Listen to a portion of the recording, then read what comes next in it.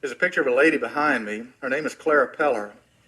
And anybody that lived through the 80s and it was of any, hey, there it is, where it's of any age that could connect with things, remembers where's the beef. And we still say that today, and some of the younger ones wonder where that comes from and what it means.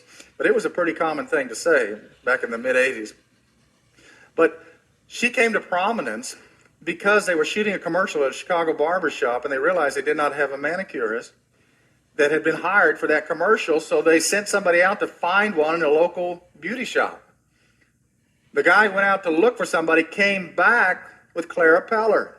She had been working in this local beauty shop as a manicurist for 35 years. And when she came in, she spoke to the producer, whatever, the guy who was the head of the commercial, and came up to him and said, "How you doing, honey?" In this gruffy voice, and he realized this lady's a natural. So he contacted Wendy's about building an ad campaign around Clara Peller. And after she came out and started doing that, "Where's the beef?" their sales jumped 15% immediately. The impact of her life. She was 82 years old. She died in 1987, and she had made about $500,000 from Wendy's because of doing the ad. But she said this right before she died. She said, "I made some money, which is nice for an older person, but Wendy's made millions because of me." Wendy's made millions because of me.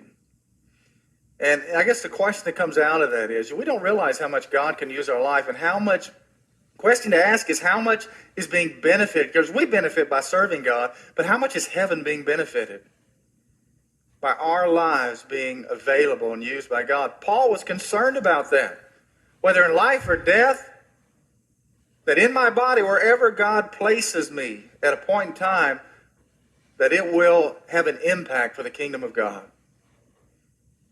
Whether I even utter one word, that God's kingdom will be impacted by that. Someone has said this, that a Christian must keep the faith, but not to himself.